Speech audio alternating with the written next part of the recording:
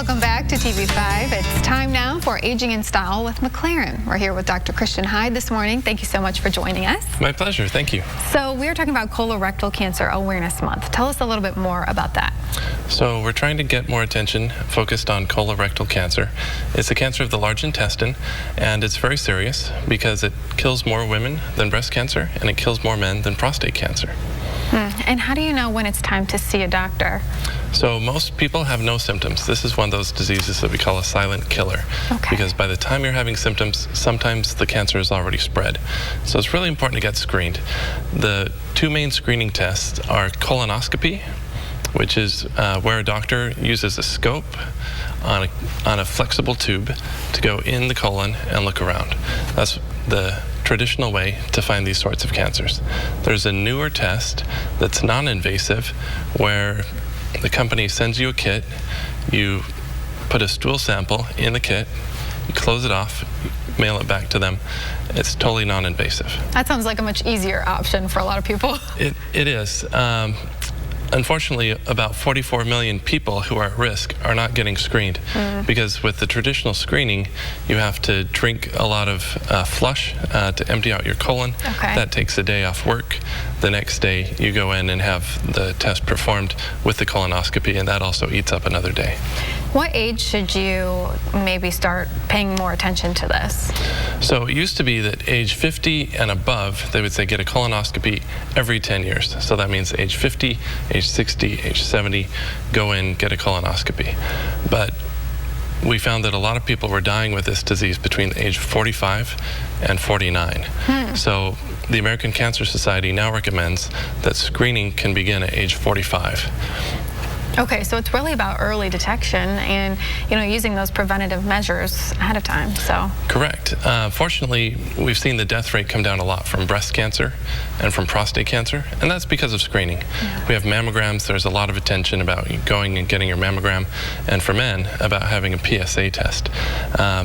We have an early screening test for colon cancer, but only about half of the people are getting it, and so hence the need for more public awareness. Yeah, and what treatment options are available for those people out there who may find out that they have this? Sure. So caught early, this is a very curable cancer.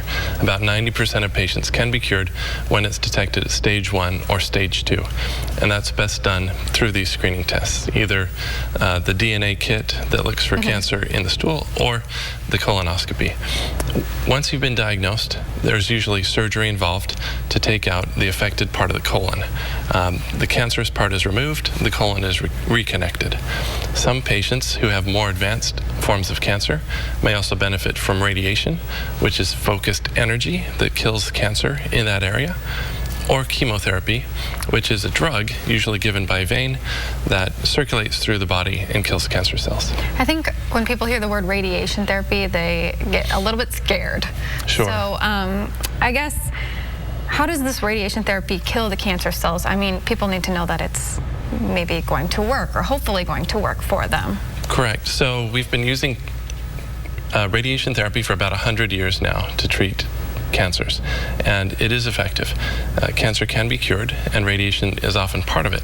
For this disease, cancer can spread to lymph nodes, and radiation is very effective when given to help sterilize or kill the cancer out of those lymph nodes.